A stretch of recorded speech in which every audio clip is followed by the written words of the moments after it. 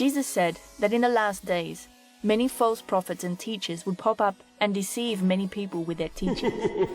It's a scary thought to think that we could be deceived by people pretending to be speaking on behalf of God.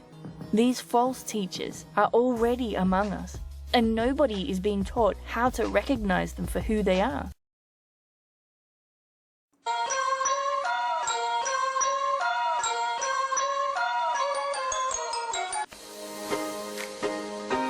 Welcome to Pimpy's Investment Chat, where we keep investment talk simple. And here's your host, Pimpy.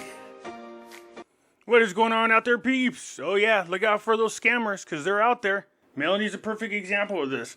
Now I understand she has a news system. Just be careful, she's full of shit, but if you guys want to waste your money on her, feel free to do so. Anyways, let's get back into the Iraqi Dinar. You guys, I keep warning you about this. Just keep your eye open. If you're thinking about a potential benefit of a CBDC as having the ability to have a tokenized bearer instrument and transact privately, you are in for a huge disappointment, because there is not a central bank in the world that is contemplating that, including ours. If you do that, you can no longer have economic sanctions, you can no longer deter any money laundering, you can no longer counter the financing of terrorism. Well, you heard that, gentlemen. All those things they claim the CBDC will do: keep banks from financing terrorism, prevent money laundering. If we go to a central bank digital currency, they can no longer do that. Not to mention, then they end up with 100% control of your money. I bring that up because people have been asking me, Pimpy, what do you think is the future of the Iraqi Dinar? All you have to do is take a look in the news, and it should tell you what you need to know if you know what you're looking for.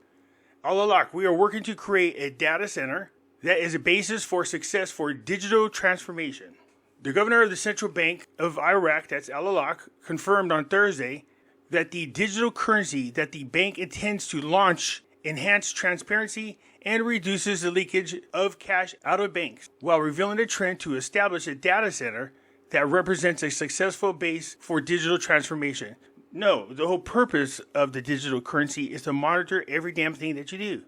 But right here, Al-Alaq said that Fintech technology's main goal is how banks convert into the central bank digital currency infrastructure. That's what they do. The central bank digital currency. Okay, so doing my research on Fintech, here's what you'll find out. They're really big into artificial intelligence. AI is increasingly being integrated into Fintech solutions for tasks such as fraud detection, personalized financial advice, and customer service, automation through chatbots, mobile payments. All these things sound good. Open banking, embedded finance, decentralized financing. But what you got to get to the bottom of is this. They offer all these things with a ribbon around it, making it sound like this is really good for you. But they're really trying to trap everybody into doing a digital currency. And a digital currency is terrible for us. They control your money, whatever you do. Look over in China. If you do something they don't like, you get fined, they automatically take the money out of your account. They can only do that with the digital currency.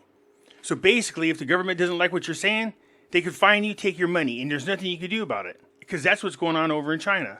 So you can see here, the digital currencies, they talk about cryptocurrencies, like Bitcoin and Ethereum, operate on a decentralized network using blockchain technology that offer an alternative form of currency that is not controlled by any central authority. That's the part that they don't like right there.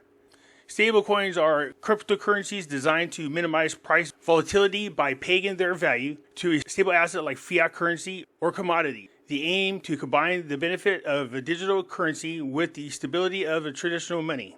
Well, it wouldn't be a fiat currency, that's for sure. And commodities are like oil, gold, silver, stuff like that. The central bank digital currency are digital forms of fiat currency issued by the central banks. As of March 2023, many countries are exploring and developing central bank digital currencies as a response to the growing popularity of cryptocurrencies and the need for an efficient payment system. So I told you, in my opinion, they were just using cryptocurrencies to condition you into using the central bank digital currency. The European Central Bank has initiated a preparation phase for the digital euro. China has successfully conducted international trade using the digital yuan. Motivations behind the CBDC development. And they're going to tell you all it's financial stability, financial inclusion. Again, they try to make it sound like it's coming with a beautiful pink ribbon wrapped around it. It's just bullshit. They want to control everything you do. So even if it did offer you some form of freedom, here in the United States, we already just went through 4 years of hell dealing with the Democrats. We're still dealing with them now.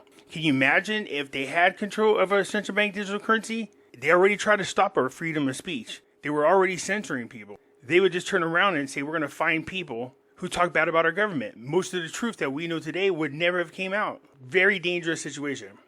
Anyways, it talks about how the positioning central bank digital currency in the payment landscape. So it goes on to explain that the central banks and IMF and World Bank are all pushing people into the CBDC.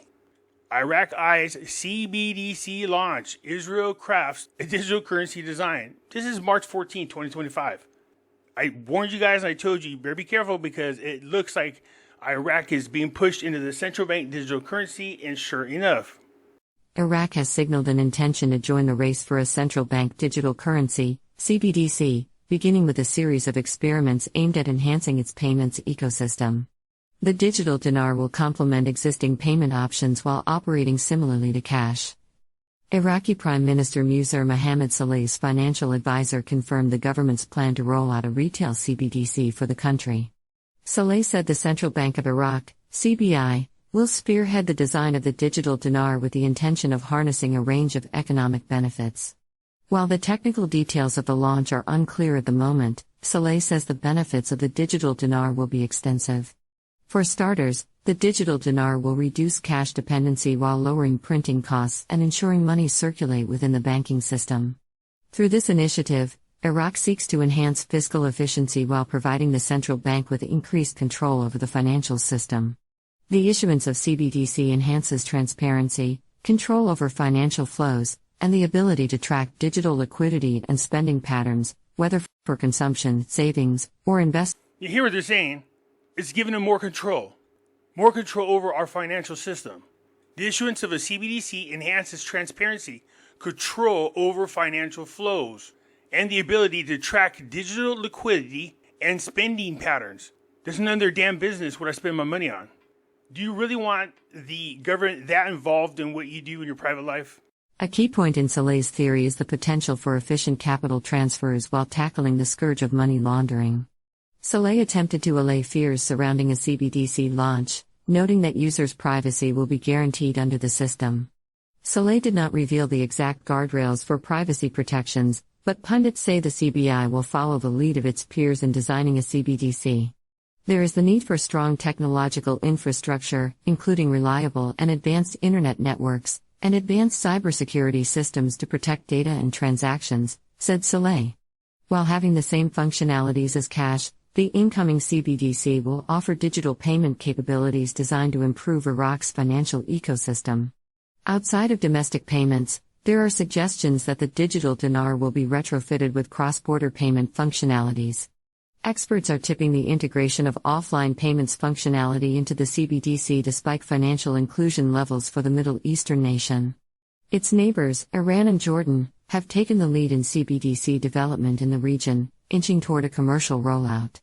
Iran's CBDC is expected to help the country sidestep international sanctions as it strengthens ties with Russia. Israel advances with CBDC experiment. Elsewhere, the Bank of Israel, BOI, published the preliminary design for the proposed digital shekel after tinkering with the concept of a CBDC in 2017. According to a press release, the document follows the completion of a high-level design for the digital shekel in late 2024. Alongside the publication is a call for public feedback as the CBDC approaches its next stage. A cursory glance at the document reveals several key pieces of information about the digital shekel's design, from its architecture to proposed policy recommendations.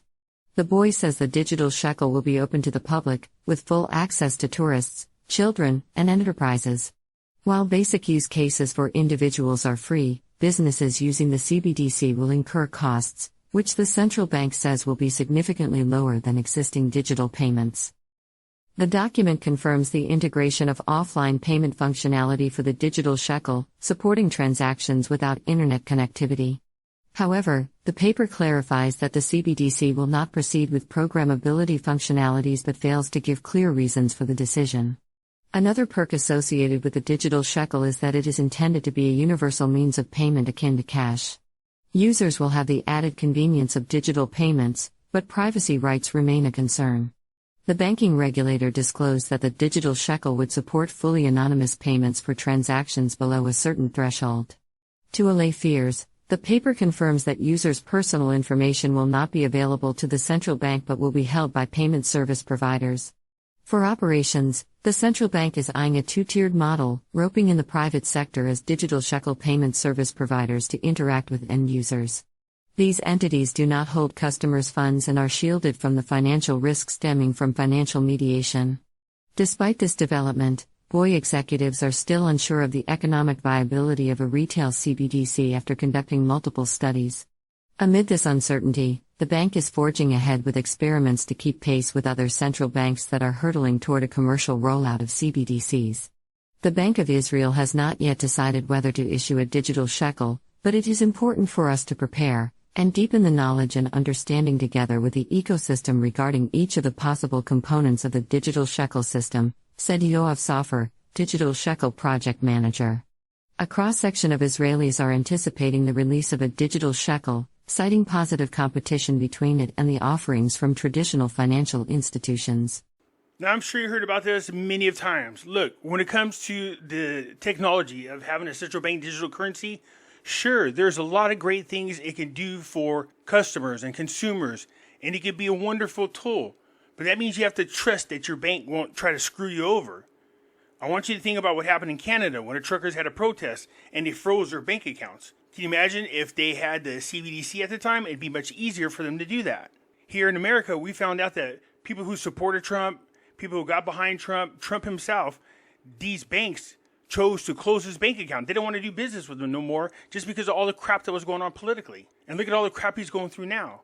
Now you imagine if this country is as divided as it is and the wrong people get in control of this country, what they can do using a central bank digital currency. They can just cut you off your money.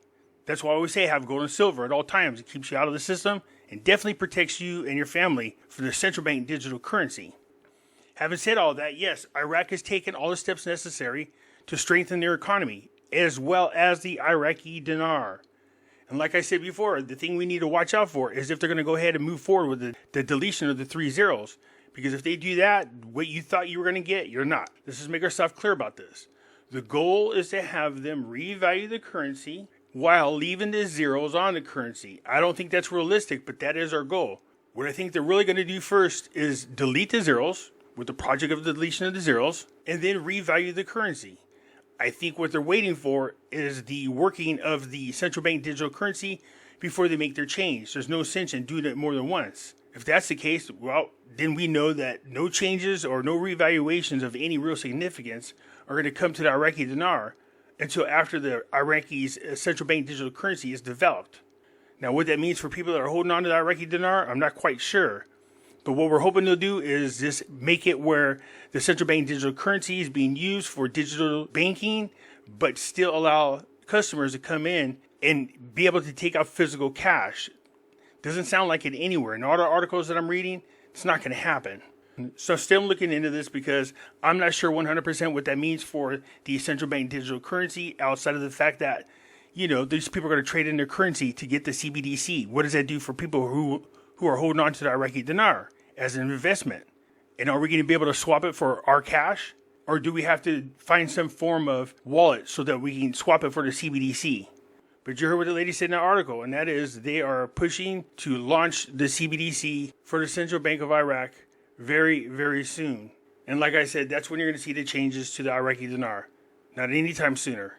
But the thing I've noticed in the news, like I've noticed before, you always see the economy in Iraq, how it's improving and getting stronger. That's why I keep encouraging people to consider getting into the Iraqi stock exchange. Like I said before, when it comes to Iraqi dinar, it's a one-time thing if it does happen. And when it comes to investing into the Iraqi stock market, well, that's an ongoing thing.